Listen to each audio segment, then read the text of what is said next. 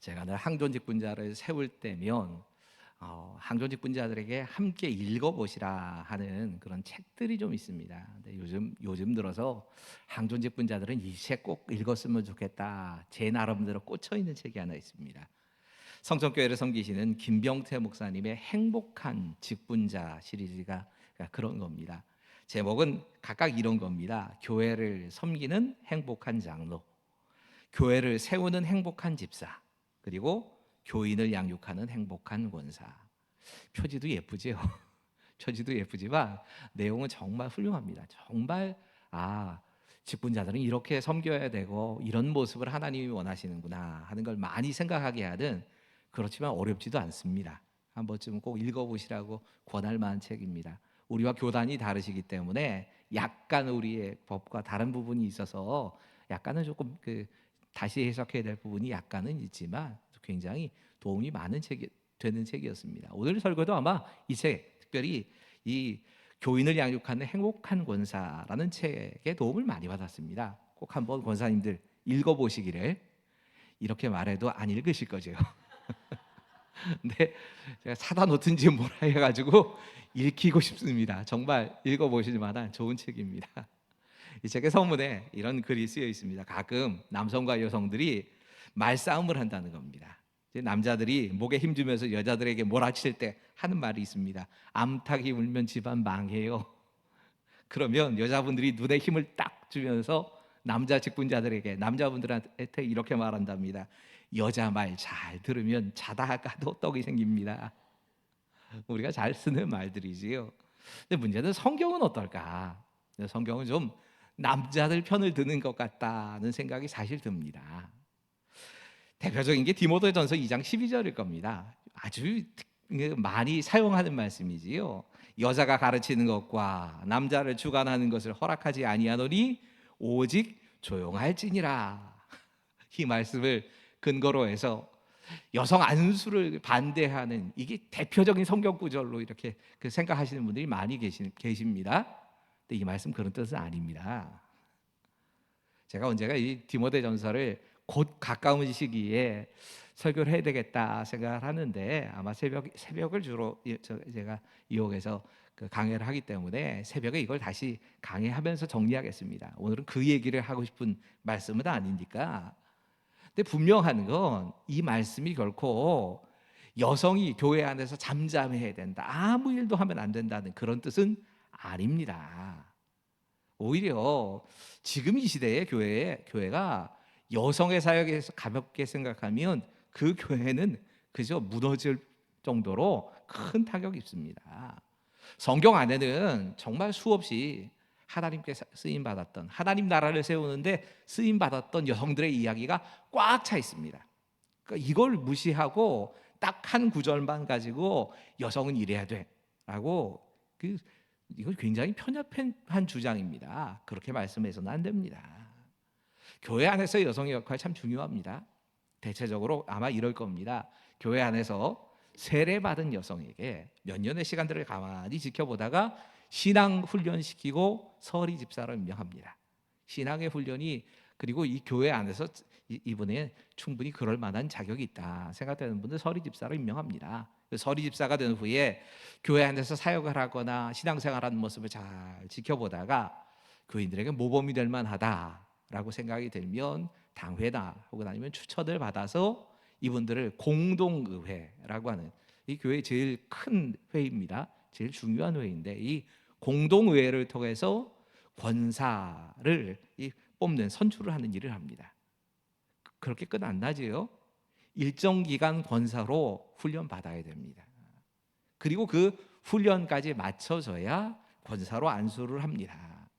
이 권사의 역할을 한마디로 이야기하면 뭘까? 전 김병태 목사님이 이 표현은 딱 맞는다고 생각합니다. 권사는 교회 어머니입니다. 그 어머니 역할을 하라고 권사 세우신 겁니다.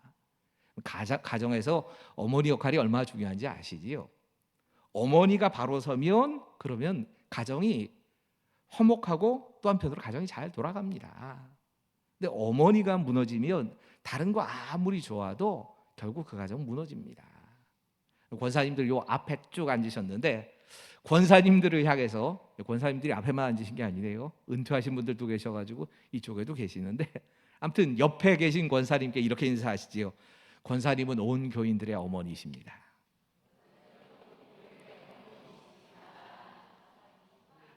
자, 눈 쳐다보고 한 번 더 하겠습니다. 권사님은 온 교인들의 어머니입니다.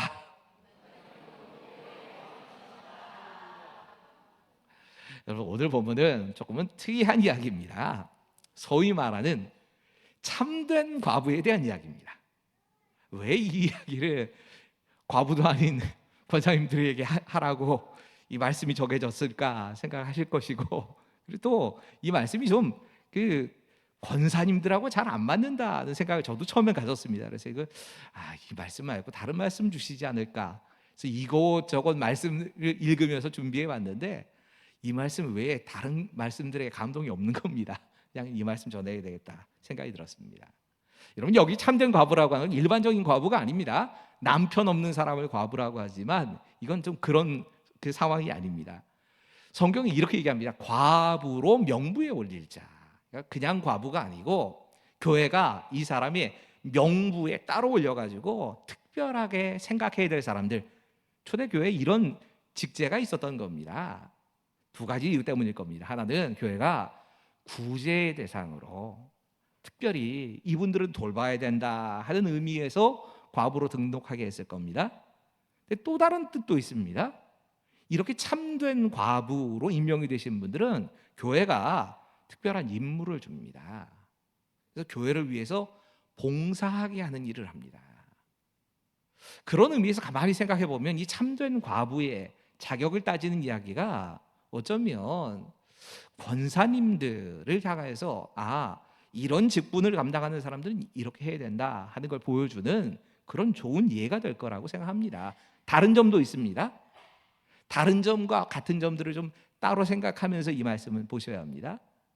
오늘 이 참된 과부의 이야기의 첫 번째 시작은 이렇게 됩니다. 60세 넘어야 돼. 이게 첫 번째 조건입니다. 여기 60세 넘으신 분이 몇 분이나 되십니까?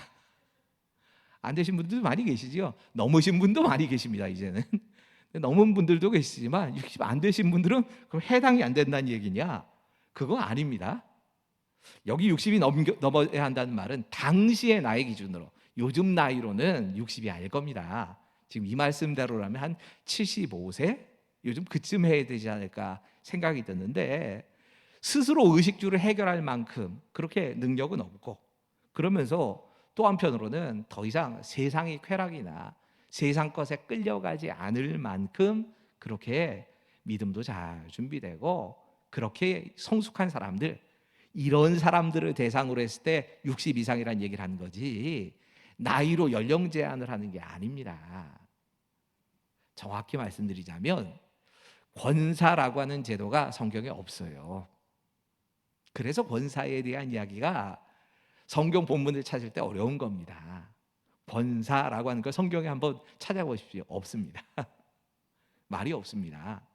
가끔 그런 말을 하세요. 아니, 성경에도 없는 직분인데 왜 권사라는 직분을 만들어 놓고, 이게 성경적이지 않다고 이렇게 주장하는 분들한테는 꼭 얘기해 줘야 되는 게 있습니다.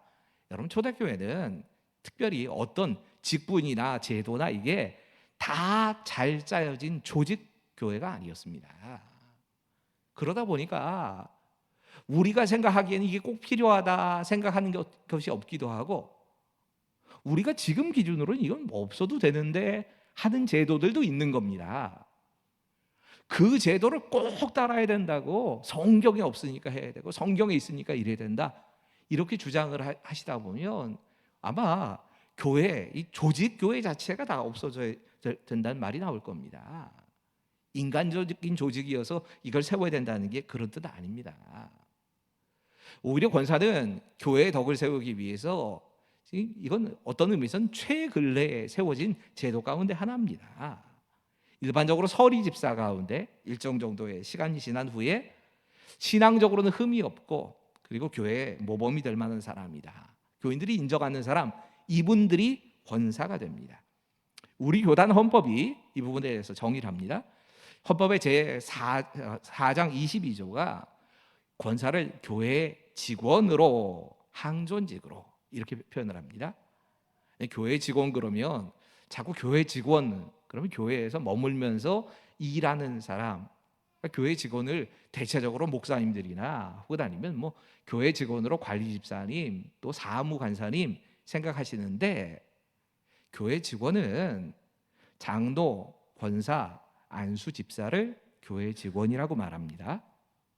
교회 직원이라고 하는 뜻이 그런 뜻입니다. 이어집니다.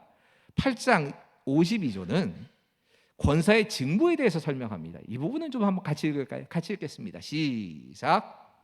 권사는 교회의 택함을 받고 재직회의 회원이 되며 교역자를 도와 궁핍한 자와 환난당한 교우를 신방하고 위로하며 교회의 덕을 세우기 위해 힘쓴다. 그러니까 권사라는 직분을 한마디로 딱 이렇게 정의를 해놓은 겁니다. 교역자를 도와서 궁핍한 자, 환난을 당한 교우, 이분들을 섬기는 게 권사님들이 제일 중요한, 그분들을 신방하고 위로하고 교회의 덕을 세우는 사람, 이게 권사가 해야 될 제일 중요한 일이라는 겁니다. 이어지는 8장 53조가 이 권사의 자격을 얘기합니다. 이 부분부터가 참 과부하고 좀 다르다는 걸 아실 겁니다. 권사의 자격 두 가지를 얘기합니다. 첫 번째는 무흠 세례 교인, 입교인으로 5년을 경과한 자. 그러니까 교회에 들어와서 적어도 이분이 특별한 흠을 이게 굳이 찾으려고 하면 무흠이란 말이 어떻게 말이 되겠습니까? 흠이 없는 사람이 어디 있어요? 근데 그렇게 큰 문제 없이, 그리고 시당 안에서 잘 본이 될 만큼 되는 그렇게 5년이 경과된 사람이라면 그러면 이 사람이 자격을 갖춘다고 합니다. 두 번째는 35세 이상 된 여자입니다. 이건 권사님들이 우리가 생각하는 것보다 훨씬 어린 나이부터 권사가 되게 되어 있습니다. 권사를 성경에 말하는 기준이 아니라 교회 일꾼으로 오기 때문에 35세 이상의 여자분들이 해당이 되는 겁니다. 그러니까 이 성경이 말하고 있는 참된 과부와 오늘 본문이 이야기하고 있는 권사, 우리가 생각하고 있는 권사는 조금 다르다는 걸 아셔야 합니다. 다르긴 하지만 비슷한 점도 있습니다. 오늘은 비슷한 점들에 좀 초점을 맞추면서 권사님들만 향하신 말씀은 아닐 겁니다. 예수를 믿는 우리가 어떤 모습으로 살아야 하는가, 이것을 보여주는 말씀일 겁니다. 첫 번째입니다. 같이 읽습니다. 시작. 권사는 가정의 소중함을 알고 가정을 하나님께로 인도하는 사람입니다. 여러분, 참 과부에 대한 조건을 얘기합니다. 60세 이상이 제일 먼저 나왔다면 두 번째 조건은 이겁니다. 한 남편의 아내였던 자. 우리 9절의 말씀을 함께 읽겠습니다. 시작. 과부로 명예에 올릴 자는 나이가 60이 덜 되지 아니하고 한 남편의 아내였던 자로서. 여러분, 이게 문자적으로 딱 읽다 보면 한 번 결혼하고 그리고 한 남자하고만 배우자로 평생을 사는 사람, 그러다가 그 남자가 먼저 죽거나 여러 가지 이유 때문에 혼자 과부된 사람, 이렇게 들리실 겁니다. 근데 성경은 딱 그 구절만 보고 말씀하시면 큰일 납니다. 앞뒤 말씀들 쭉 같이 읽으셔야 합니다. 그럼 뒤에 바로 어떤 말씀이 나오냐면 이렇게 과부가 된 여자들 가운데 젊은 여자들에 대해서 결혼할 것을 권고합니다. 결혼해서 살아야 한다라고 얘기를 오히려 그렇게 강하게 권합니다. 때로는 남편이 먼저 세상을 떠난 경우도 있을 것이고 또 여러 가지 이유 때문에 함께 살 수 없어서 이혼을 한 경우들이 있습니다. 이걸 정죄하라고 하시는 말씀이 아니고요. 그렇게 되었을 때에 오히려 결혼을 해서 정상적인 가정을 꾸리고 살아라 라는 말씀이 이어지기 때문에 지금 오늘 이 말씀이 한 남자하고만 산 사람이어야 한다, 이혼하고 다른 사람하고 결혼해서는 참 과부가 될 수 없어, 이런 뜻이 아닌 겁니다. 이런 뜻 아닙니다. 자꾸 요 구절만 가지고 예전에 그렇게 정죄들을 많이 했어요. 그래서 지금 말씀을 드리는 겁니다. 그런 뜻은 아닙니다. 그럼 진짜 말씀하시는 게 뭐냐? 하나님이 지으신 가정의 원리, 이걸 잘 지키는 사람이란 얘기입니다. 하나님은 한 남자와 한 여자가 만나서 서로 사랑하면서 가정을 이루고 아이를 낳고 서로가 돕는 배필로 살아가라. 이게 하나님이 창조하신 하나님의 법칙입니다. 이 창조의 법칙을 지키기 위해서 애쓰고 살아온 사람들인 겁니다. 그러다가 과부가 된 사람들, 그들에 대해서 참과부라고 하는 이름으로 지금 말씀하고 계시는 겁니다. 여러분, 사실 하나님의 창조 원리를 생각하면 한 남자와 한 여자가 가정을 이루는 겁니다. 남자와 남자는 없습니다. 여자와 여자 없습니다. 세상에서야 무슨 짓거리를 하는지 모르겠지만 우리는 거기 따라갈 수 없습니다. 우리 기준은 하나님 말씀입니다. 우리 기준이 하나님의 말씀이라면 성경을 믿는 우리는 당연히 그 하나님의 말씀대로 가정을 지켜갈 사람, 그러다가 과부가 돼서 60 이상이 된 분들에 대해서 참 과부라고 부르면서 교회에 특별하게 명부에 올리고 이분들에 대해서 돌보는 일도 하고 이분들에게 적절하게 교회에 꼭 필요한 일들에 사역을 하게 하라고 지금 그 얘기를 하신 겁니다. 여러분, 디모데 전서 5장과 6장은 성경을 쭉 읽어가면 성경의 앞부분은 주로 교리 얘기를 합니다. 우리가 어떻게 구원을 받았고 어떤 은혜를 입었고 하는 얘기가 쭉 나오고, 뒷부분으로 가면 사도 바울 편지가 늘 그래요. 뒷부분에 가면 그럼 어떻게 살아야 되는지 하는 이야기가 나옵니다. 5장 6장이 디모데전서 5장 6장이 그럼 예수 믿는 사람들, 복음을 받은 사람들은 어떻게 사느냐 이 얘기하는 장입니다. 앞에 부분부터 하나씩 읽다 보면 나이가 많이 든 그런 어르신들이 있는데 그 어른들은 어떻게 돼야 할까? 그 어른들은 꾸짖지 말고 권하라 이렇게 말씀합니다. 어른들에 대해서, 특별히 어른 남자분들에 대해서 이야기하면서 이렇게 말을 합니다. 나이 든 여자분들에 대해서 이야기가 바로 이어집니다. 어머니 대하듯이 하라. 이어지는 말씀은 그럼 젊은 사람들, 젊은 남자들은 어떻게 대해야 할까? 형제를 대하듯이 해라. 젊은 여자에 대해서 온전히 깨끗함으로 자매에게 대하듯 하라. 이 얘기가 계속 이어진 겁니다. 그리고 있다가 이제 이 참된 과부의 얘기가 길게 쓰인 겁니다. 여러분, 앞부분부터 쭉 읽어가면 지금 성경이 이 참과부에 대해서 하려고 하는 말씀의 뜻이 뭔지를 알 수 있습니다. 이렇게 참과부에 대한 이야기를 하다가 이 참된 과부로 교회의 명부로 올리고 구제를 하고 이분들을 통해서 교회가 아주 특별한, 그러니까 하나님께서 맡기신 그 사역을 감당하려고 할 때에 그 전에 할 일이 하나 더 있습니다. 이런 말씀이 이어집니다. 그 과부에게 자녀나 손자들이 있으면 그들이 먼저 가정에서 부모님께 효도하도록 가르치라. 여러분, 계속 성경이 직분에 대해서 이야기하면서도 강조하고 있는 건 똑같습니다. 가정이 소중하다는 겁니다. 그 가정을 하나님의 뜻대로 세우는 게 우리가 해야 될 첫 번째 일이라고 얘기하신 겁니다. 권사님들 결단하시면서 하나님의 뜻을 생각하면서 결단할 때 꼭 이거 먼저 생각하셔야 합니다. 가정을 팽개치고 아무리 귀한 일이라고 할지라도 내가 그 교회의 일이지 하나님의 일일 경우에는 진짜 때로는 가정까지 포기하고 해야 될 일이 없지 않아 있습니다. 없다고는 말씀 못 드리겠습니다. 필요한 일이 있긴 있습니다. 하지만 늘 중심이 가정에 가 있는다. 이것이 하나님 뜻이다. 권사로 세워진 이후에도 계속 우리가 이 말씀을 기준으로 우리를 점검해 봐야 합니다. 이건 여자분들만의 얘기는 아닙니다. 교회를 향하여서 성도로 살아가는 모든 분들에게 똑같이 하시는 말씀입니다. 제일 중요한 건 가정입니다. 이게 하나님께서 생각하시는 기준의 1번입니다.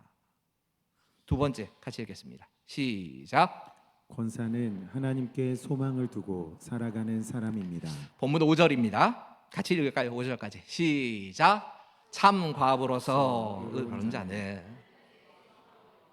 주야로 항상 간구와 기도를 하거니와. 이게 참 희한한 것이 그 나이 드신 어르신들, 남자분들에게 이렇게, 여자분들에게 이렇게, 젊은 남자에게 이렇게, 젊은 여자에게 이렇게 하고 1절과 2절이 끝납니다. 그리고 3절부터 계속해서 17, 16절까지 계속 참된 과부 얘기만 합니다.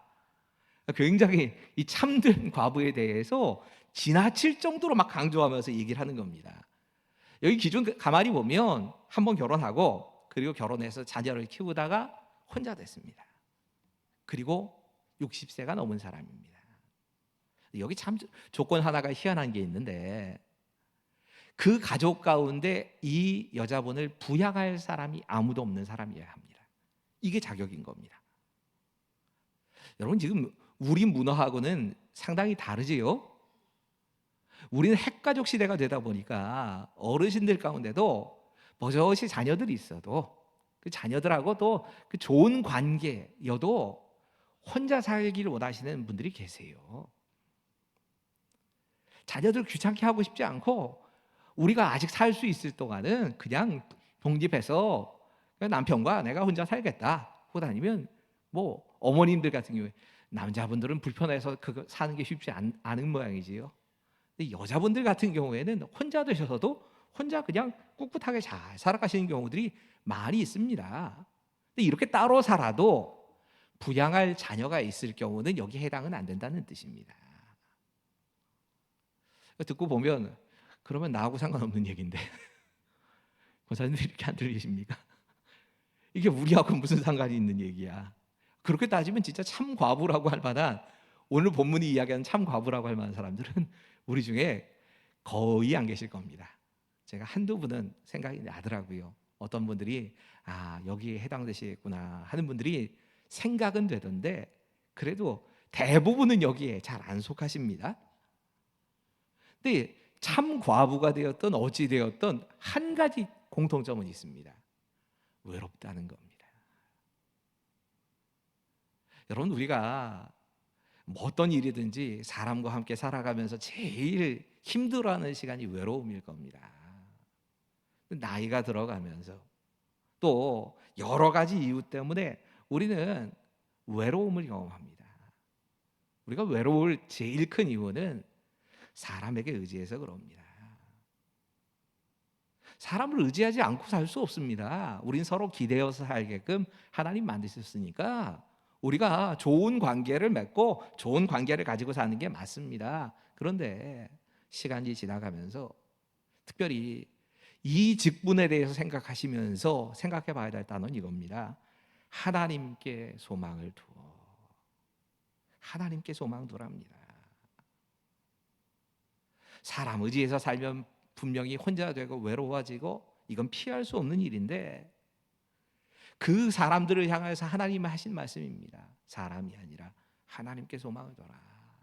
우리 함께 시편 42편 5절의 말씀 같이 읽어볼까요? 시작. 내 영혼아, 네가 어찌하여 낙심하며 어찌하여 내 속에서 불안해하는가? 너는 하나님께 소망을 두라. 그가 나타나 도우심으로 말미암아 내가 여전히 찬송하리로다. 아멘. 성경이 계속 말씀하고 있는 건 이겁니다. 낙심하고 불안한 때가 우리의 삶에 옵니다. 우리가 의지하고 있는 것들이 결국엔 다 무너지는 때들이 옵니다. 이웃과 친구와 가정에서 자녀들과 좋은 관계로 사는 건 필요한 겁니다. 진짜 좋은 이웃이 되십시오. 좋은 성품을 가진 좋은 이웃이 되어주겠다, 이런 마음 가지셔야 되는 게 맞습니다. 자녀를 하나님의 뜻대로 믿음으로 키우는 거 진짜 중요한 겁니다. 그러니까 자식과의 관계도 참 중요합니다. 특히나 부모가 되면 어느 시점까지 외로움을 잘 안 느끼지요? 언제까지 안 느끼는 줄 아십니까? 자녀들이 내 품에서 떠나기 전까지입니다. 딱 그 순간부터 우리에게 외로움이란 게 시작됩니다. 지금까지는 자식을 위해서 많은 걸 헌신하면서 살았습니다. 그러니까 자녀의 문제가 내 문제가 되고, 자녀를 돌보는 것이 제일 중요하게 생각돼서 그렇게 의지하고 또 그 일을 하면서 살다가 자녀가 이제 독립할 때가 됩니다. 저 집사람도 가만히 보니까 애들 처음 기숙사 보낼 때 군대 보낼 때보다 기숙사 보낼 때 더 많이 울던데요. 외로운 겁니다. 그 시간 진짜 딱 떠나보내면 외로운 게 맞습니다. 근데 참 묘한 건 자식이 돼서 보면 부모가 그렇게 헌신하는 것처럼 부모님께 헌신하지 못합니다. 누구 다른 사람 얘기하겠습니까? 제가 그런데요 뭐. 여러분 좀 다르십니까? 아무리 생각해봐도 부모님이 그 키우면서 가지셨던 그 헌신하는 모습처럼 우리는 부모님께 못 갚아드립니다. 이유도 있어요, 사실은. 내가 돌보고 헌신해야 될 내 자식들이 있는 걸요. 뭐. 부모에게 못 갚고 우린 또 내리사랑으로 자식을 향해서 갑니다. 그리고 그런 순간이 찾아오고 나면 아, 이제 자녀가 내 품에 떠났다 하는 그 순간이 찾아오면 우린 다 외로워집니다. 그리고 깨닫는 게 이거지요. 사람을 의지하면 안 되겠구나. 사람 너무 의지하지 말라고 하나님께서 사인 주시는 겁니다. 여러분, 변함없는 분은 하나님 한 분밖에 안 계세요. 다 변합니다. 여러분, 자녀들의 입장에서는 부모가 자녀의 입장에서 진짜 부모야말로 하나님과 같이 늘 돕고 또 그 자기 문제처럼 이게 부모님이 내 문제처럼 생각할 것까지는 아닐 것 같은데 내 문제보다 더 신경 쓰면서 부모님이 관심 갖고 도와주려고 애를 씁니다. 근데 그게 언제까지 갑니까? 나이가 들고 부모의 능력에 한계가 옵니다. 누구보다 나를 사랑하는 건 부모이겠지만 그 부모님도 떠나는 순간이 옵니다. 그럼 외로워집니다. 그때 우리가 붙잡아야 되는 거 결국 하나님 붙잡아야 된다는 겁니다. 하나님께 소망을 두고 그리고 이어지는 말씀이 이겁니다. 주야로 항상 기도와 간구를 하거니와. 권사로 우리가 살아가면서 늘 권사의 직분을 가지면서 갖춰야 될 자세는 이걸 겁니다. 하나님께 소망 두고 그리고 그 하나님께 소망을 둔 사람은 기도와 간구로 나가는 겁니다. 이 단어가 다르다고 그랬죠. 간구라고 하는 건 어떤 중요한 문제입니다. 진짜 영혼의 문제나 생명이 달린 것 같은 중요한 문제에 대해서 하나님께 매달려서 기도하는 겁니다. 그런 간구가 우리에게 필요한 겁니다. 권사의 사명이 여기에 있다는 겁니다. 기도는 그냥 무시로 하는 겁니다. 수시로 하나님께 대화하듯이 하나님 아침에 일어났습니다. 이렇게 잘 깨어나게 해주셔서 감사합니다. 오늘 하루 이렇게 살아갈 때마다 도와주세요. 어떤 문제가 생길 때마다 짧은 시간에 무릎 꿇지 않아도 하나님께 진짜 대화하듯이 그렇게 기도하면서 사는 것, 이게 권사의 직분을 가진 사람들이 할 일이라고 말씀하십니다. 세 번째, 함께 읽지요. 시작.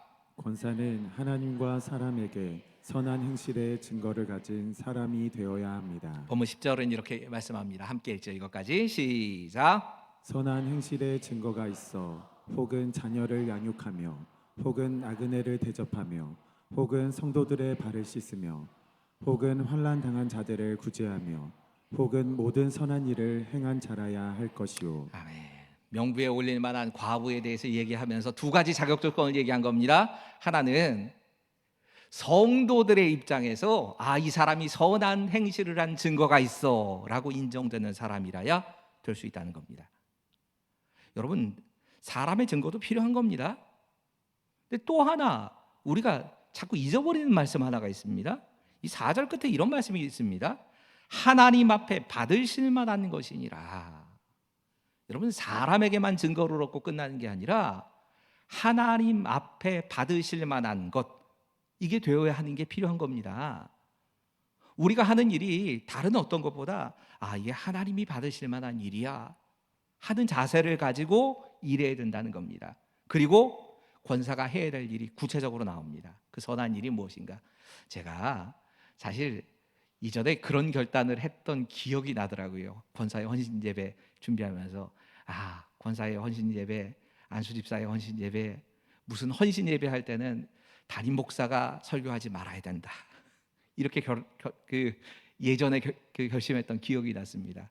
왜 그런 기억이 나는가 생각해 봤더니 잔소리가 심해집니다. 시간이 지나가면 그 교회 목회를 오래 하다 보면 하고 싶은 잔소리들이 많아지겠더라고요. 그래서 짧게 하고 싶었는데 벌써 길어졌지요. 자, 몇 가지를 얘기하는데 여기 있는 것들만 그냥 간단하게라도 이 말씀 좀 점검해 보지요. 제일 먼저 하나님께서 받으실 만한 일, 그리고 성도들에게 인정받는 그런 일이 뭐냐? 자녀를 양육하며. 첫 말씀은 이겁니다. 여러분, 이게 제일 먼저 나온 말씀입니다. 우리가 자꾸 아마 이런 경우가 있었을 겁니다. 예를 들면 지금 교회가 맡아서 어떤 일을 맡기려고 할 때에 그 맡겨야 될 일이, 당시에는 전쟁 고아들도 많고 아이들을 돌보는 일들이 굉장히 많았기 때문에 그 일들을 맡기기 위해서 자녀를 키워본 경험이 있는 사람, 그런 사람이어야 한다라는 자격 조건을 만들 겁니다. 그래서 자녀 양육의 경험이 있어야 돼.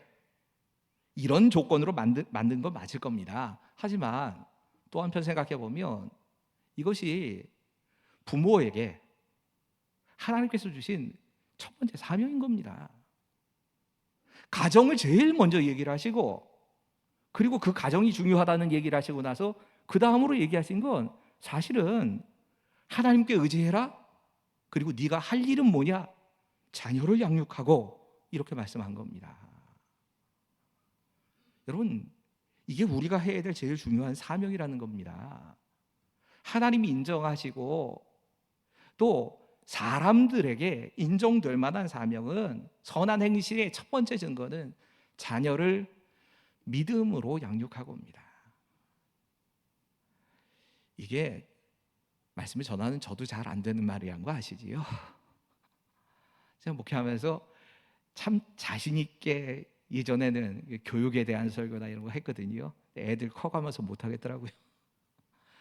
우리 아들놈들도 신앙으로 잘 양육하지 못하고 있는 것 같은데, 목회는 하겠다고 여기 전념하고 있으면서 실제로 아버지로 보는 잘 못 보이고, 그래서 자꾸 신앙 안에서 벗어나고 있는 것처럼 보이는데 오죽하겠습니까? 설교하면서 제일 괴로운 건 지는 하지 않으면서 저는 적용이 안 되면서 설교할 때가 정말 괴롭습니다. 그래서 어떻게 해서든 제가 어느 정도 실천을 한 후에 설교를 하려고 애를 쓰는데, 이건 무슨 수를 써도 잘 안 되던데요. 요즘 그런 소망 가지게 됩니다.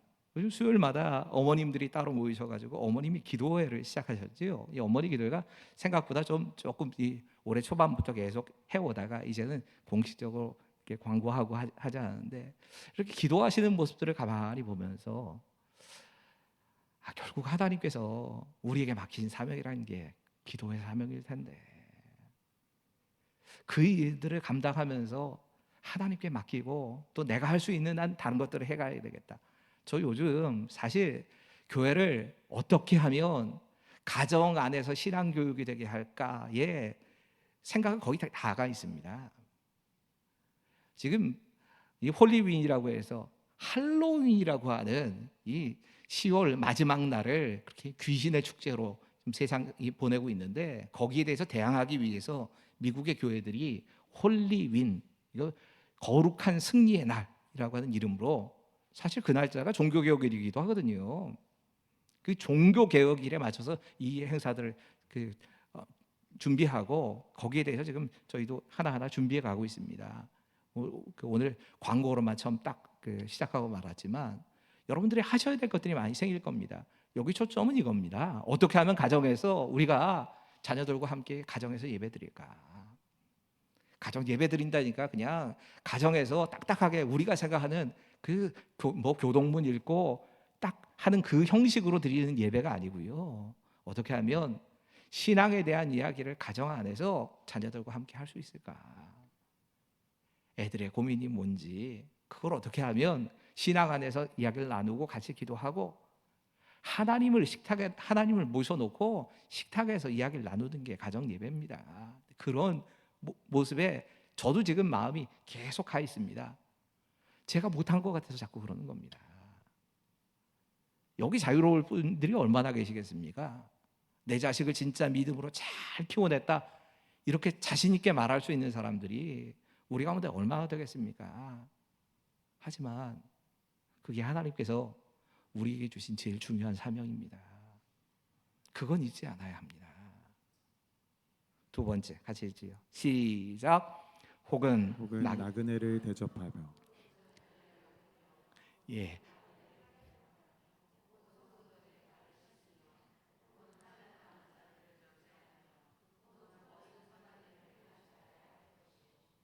예, 노란 것만 읽자고 하고 싶었는데 말할 타이밍을 놓쳤습니다. 예, 노란 것만입니다. 혹은 나그네를 대접하며. 여러분, 당시에는 숙박시설이 잘 되어 있지 않았습니다. 예, 사실 이 말씀을 적용하면서 인생이 나그네 길 같기 때문에 그 나그네 길을 걸어가면서 어려움을 당하는 사람들이 있으면 그 나그네와 같은 사람들을 잘 돌봐라, 그런 뜻으로 받아들이셔도 특별하지는 않을 겁니다. 그래도 될 겁니다. 그런데 성경의 문화를 보면 그런 뜻은 아닙니다. 당시에는 지금처럼 숙박시설이 잘 되어 있지 않았습니다. 호텔이고 여관이고 이런 게 없습니다. 그렇기 때문에 나그네로 떠도는 사람들은 항상 위험에 노출되어 있습니다. 누가 나를 해치지 않을까, 내 걸 뺏어가지 않을까, 이런 늘 두려움이 있는 겁니다. 근데 여기서 말하는 나그네들은 어떤 사람이냐 하면 복음을 전하기 위해서 곳곳을 다니면서 복음을 전하는 사람들이었습니다. 이들이 어떤 여관이나 숙소에 머물게 하는 게 아니라 가정으로 이분들을 모셔가지고 이 복음을 전하기 위해서 세계를 떠돌고 있는 이분들을 대접하는 일, 이걸 권사의 두 번째 사명으로 말씀하신 겁니다. 우리에게 적용해 볼까요? 복음을 전하는 사람들을 섬기는 일을 권사의 사명으로 두 번째로 말씀하신 겁니다. 선교사나 혹은 아니면 정말 하나님께서 꼭 필요한 복음 전도자들을 섬기는 사명이 권사의 두 번째 사명입니다. 세 번째입니다. 같이 노란 겁니다. 노란 것만요. 같이 했습니다. 시작. 성도들의 발을 씻으며. 여러분, 선한 행실의 세 번째 말씀이 이겁니다. 성도들의 발을 씻는다. 이 우리 상황하고 좀 많이 다르다고 계속 설명을 드려야 되지요. 요즘이야 운동화 신고 구두 신습니다. 그러니까 발 씻는 게 그렇게 중요하지 않습니다. 근데 이 시대에는 샌들밖에 신을 게 없습니다. 양말 없습니다. 그러면 집안에 어떤 사람이 들어올 때에 집안에 들어온 사람에게 제일 먼저 해줘야 될 일은 그에게 발 씻을 물을 가져다 주고 발을 씻게 하는 겁니다. 근데 그 일을 누가 했느냐? 종들이 했습니다. 여러분, 예수님께서 마지막 최후의 만찬을 하실 때 제자들의 발을 씻기시지요. 그때 제자들이 펄쩍펄쩍 뜁니다. 놀라기도 하고 베드로 같은 사람들은 절대로 내 발 못 씻기신다고 이렇게 하는 이유가 있습니다. 이거 종이 하는 거기 때문에. 그걸 어떻게 선생님이신 예수님이 이걸 하십니까? 하는 마음이 제자들의 마음속에 있던 겁니다. 여러분, 이게 우리에게 적용되면 어떤 거냐 하면 남이 알아주지 않는 자리입니다. 그 일을 하면 무시받을 것 같은 자리입니다. 그 일을 잘한다고 해서 누가 많이 칭찬해주는 그런 일이 아닙니다. 몰라줍니다. 그런데 그 일을 하는 사람, 그 일을 감당하는 사람, 그 사람이 권사라는 겁니다. 제가 처음 교회에 와서 아마 그럴 수밖에 없어서 그랬을 겁니다. 교역자들이 특별히 뭐 그렇게 많지 않은 때였고 담임 목사가 비어 있는 상태에서 왔으니까 제가 첫 새벽 기도에 설교를 하고 참 충격받았던 기억이 납니다. 새벽 기도회 끝나고 바로 눈이 내렸습니다. 눈이 내리니까 이게 뭐 아무도 누가 하자고 한 거 뭐 그런 거 아니었거든요. 근데 안수 집사님, 장로님 몇 분이 딱 나서셔가지고 그냥 바로 눈 치우겠다고 삽을 들고 그리고 바깥에 나가가지고 눈을 치우기 시작하시더라고요. 결국엔 그 눈 다 치우고 새벽 기도회 끝나시고 다 돌아가시던데요. 그게 굉장히 제 머릿속에는 오랫동안 남아 있습니다. 좋은 교회가 어떤 교회일까를 생각할 때마다 그 생각 납니다. 사람이 많은 교회일까요? 사람이 많은 교회가 아니고 사랑이 많은 교회라고, 지금 저희 교회라고 하는 찬양을 선택해 놓고 저도 모르는 찬양이었는데 가사가 너무 은혜가 돼가지고 그냥 그래, 우리 교회가 이런 교회 됐으면 좋겠다는 마음이 그냥 감동이 저절로 돼서 이 찬양을 부르자고 시작을 해놨는데, 교회 가운데, 모습 가운데 우리가 잊지 않아야 될 게 섬김이 넘치는 교회가 아니라 섬김의 기쁨을 알아가는 교회가 하나님이 원하시는 교회입니다.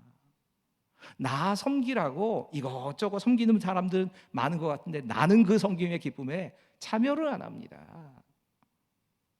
여러분, 제일 사람들이 하기 싫어하고 어려운 일들, 그 일들에 앞장서서 그 자리를 채우는 사람이 권사입니다. 나를 하나님이 그렇게 부르신 겁니다.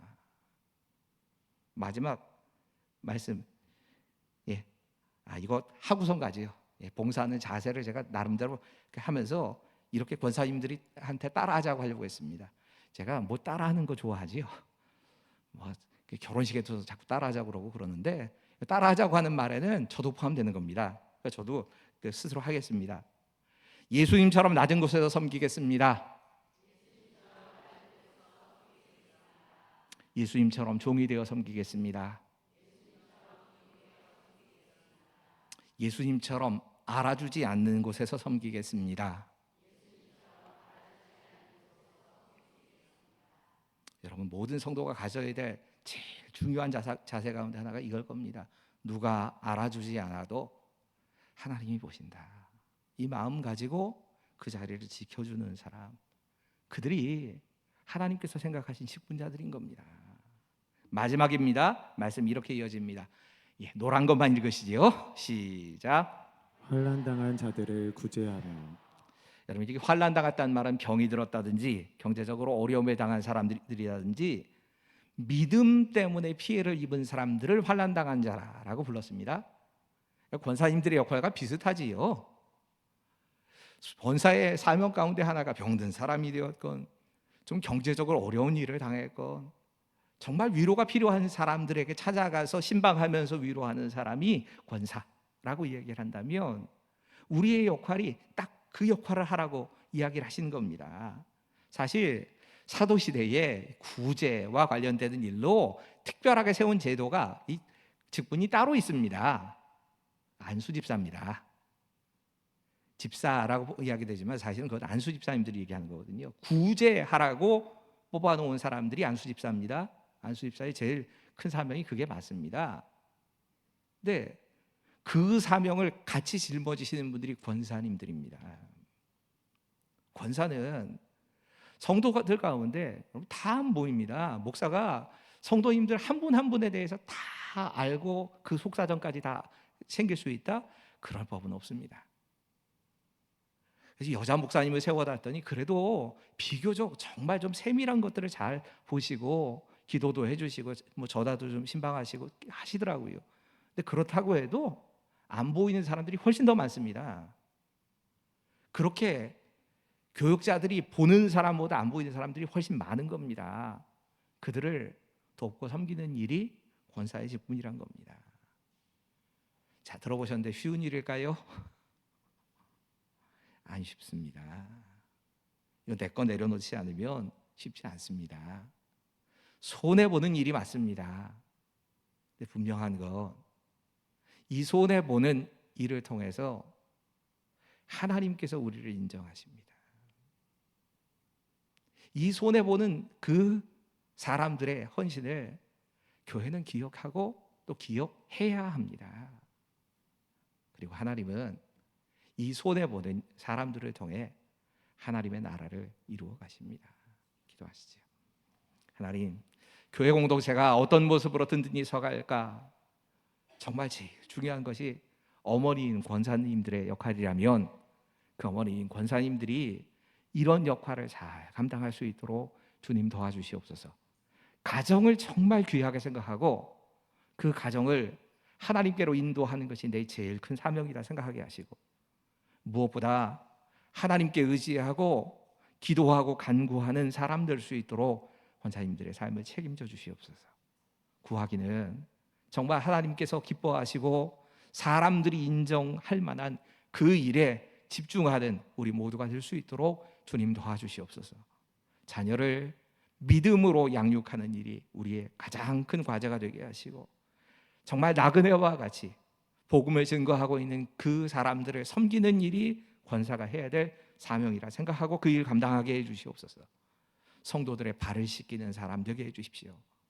누가 알아주지 않아도 정말 아무도 그 일을 하고 싶어 하지 않고 오히려 그 일하면 내가 낮아지는 것처럼 느껴져도 예수님이 하신 일이기에 내가 그 일을 감당하겠습니다. 이렇게 감당해가는 사람들, 환난을 당한 사람들을 위로하고 그들을 세워주는 귀한 역할을 잘 감당하는 권사님들 될 수 있도록 함께 하실 것을 믿으며 예수님의 이름으로 감사하며 기도하옵나이다. 아멘.